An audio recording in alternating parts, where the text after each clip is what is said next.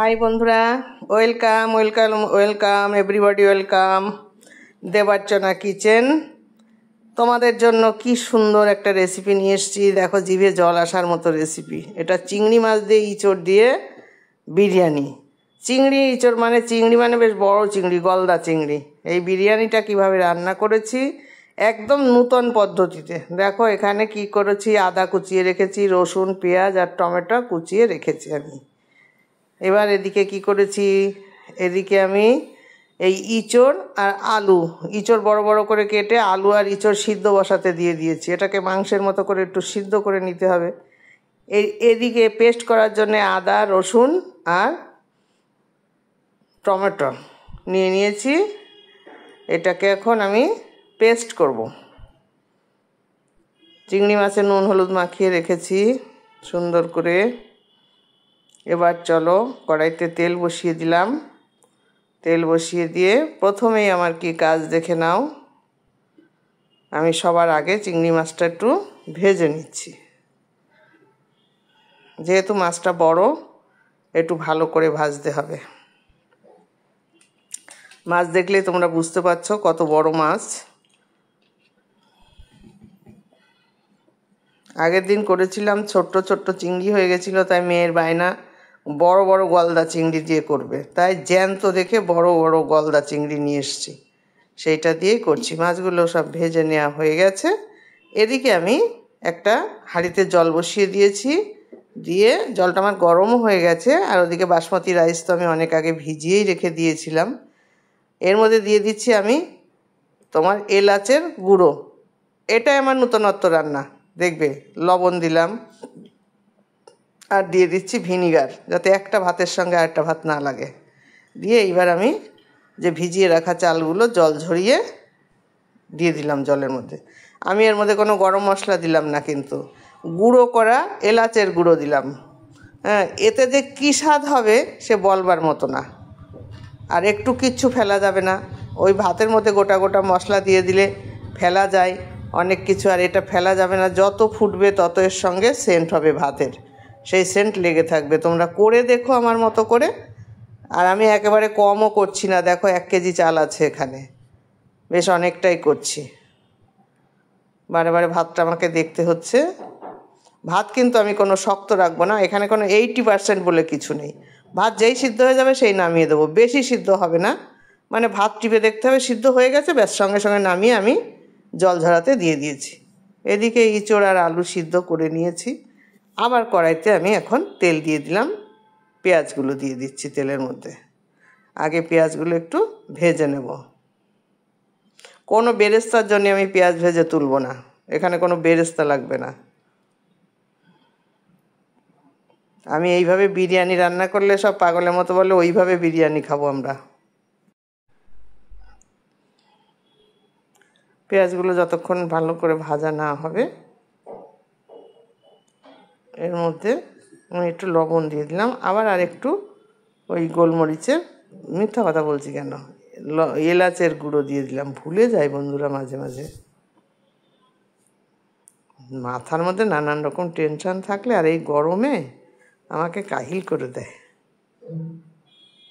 লবণটা দেওয়াতে একটু তাড়াতাড়ি ভাজা হয়ে যাচ্ছে। এবার টমেটোগুলো দিয়ে দিলাম, দিয়ে আবার নাড়াচাড়া করব।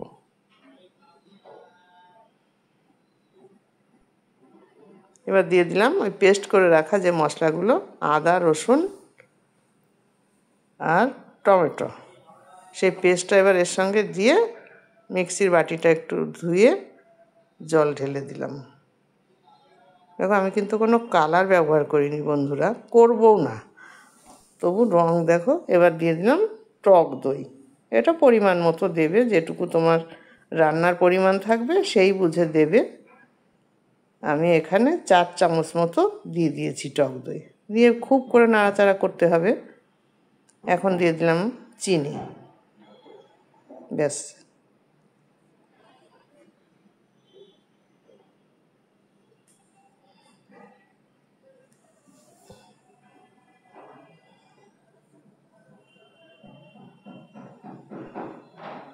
এবার দিয়ে দিচ্ছি বিরিয়ানি মশলা।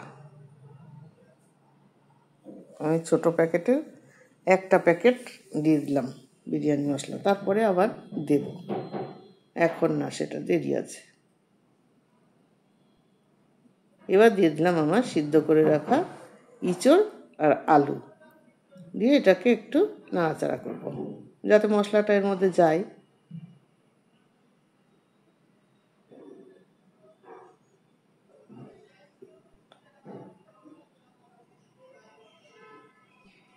এখন দিয়ে দিচ্ছি আমি লাল লঙ্কার গুঁড়ো। এটা কিন্তু কাশ্মীরি লঙ্কা নয়, রঙের কোনো না, এটা ঝাল হওয়ার জন্য অল্প করে লাল লঙ্কার গুঁড়ো দিয়ে দিচ্ছি।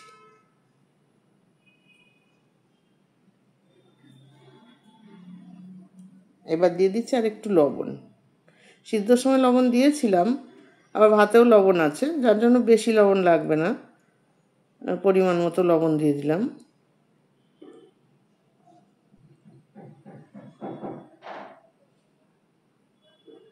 হঠাৎ করে দেখো মনে হচ্ছে যেন মাংস রান্না হচ্ছে, ঠিক ইঁচড়ের পিসগুলো এত সুন্দর হয়েছে, আর সিদ্ধও হয়ে গেছে ইঁচড়টা, খুব সুন্দর।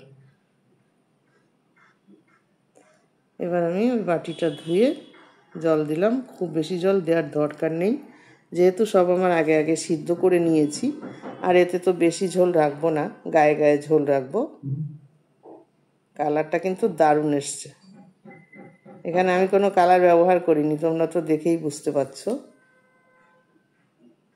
তবুও সুন্দর একটা কালার এসছে। কেন বলো তো বন্ধুরা? ওই যে টক দই পড়েছে আর টমেটো পড়েছে, তার জন্য কালারটা এমনিতেই হয়ে যায়। এখানে না কোনো কেশর দেয়া লাগবে, কিচ্ছু দেয়া লাগবে না। দেখো কি দারুণ রং। এবার এটা হতে থাকুক, হয়ে এসছে অর্ধেক। এইবার আমি চিংড়ি মাছগুলো দিয়ে দিলাম, কারণ এগুলো দিয়েও তো একটু ফুটাতে হবে না, চিংড়ি মাছগুলো এর মধ্যে ঝোলের মধ্যে না ফুটলে সিদ্ধ হবে না, টেস্ট আসবে না, ওই জন্য মাছগুলো ছেড়ে দিয়েছি। প্রায় হয়ে এসছে। এখন আমি হাঁড়ির মধ্যে একটু ঘি লাগিয়ে নেব, পুরো হাঁড়িটাতে হাত দিয়েই আমি ঘি লাগিয়ে নেব যাতে লেগে না যায়। এবার আমার সাজানোর পালা। তলায় দিয়ে দিচ্ছি আমি এই চিংড়ি মাছ, মানে সবজি টবজি দিয়ে একটু ঝোল দিয়ে তলায় দেব।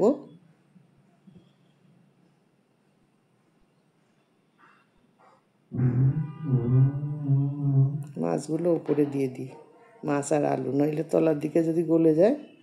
এবার রাইস দিয়ে দিচ্ছি, সাজিয়ে দেব।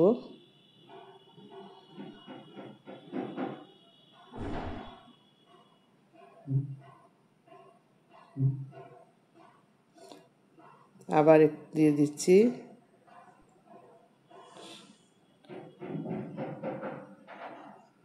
ঠিক এইভাবে তোমরা সাজাবে। এই রান্নাটা চটজলদি অথচ খুব টেস্টি, মানে এই রান্না খেলে আর কেউ বিরিয়ানি দোকানে খেতেই যাবে না।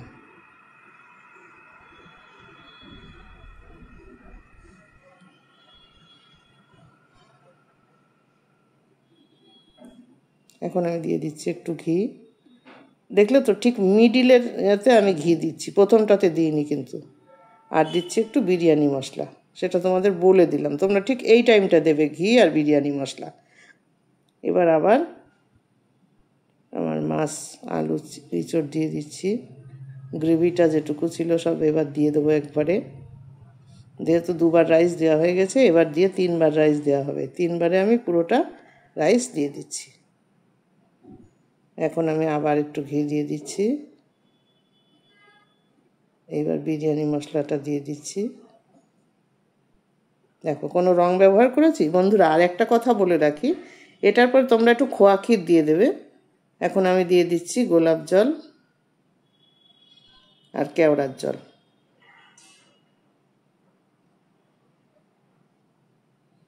দিয়ে দিলাম।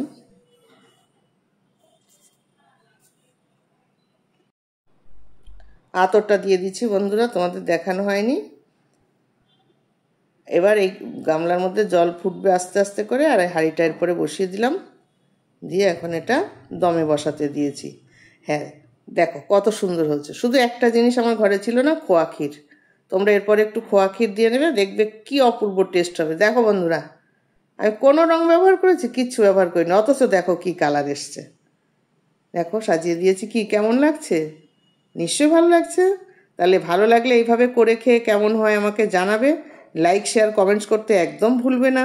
যারা সাবস্ক্রাইব করনি বন্ধুরা, তারা সাবস্ক্রাইব করবে। বেল আইকনটা বাজিয়ে দিলে সুন্দর সুন্দর রান্নাগুলো তোমরা আগে আগে পেয়ে যাবে। প্রতিদিনের মতো আজকেও তাহলে আসি, আজ এখানে টাটা।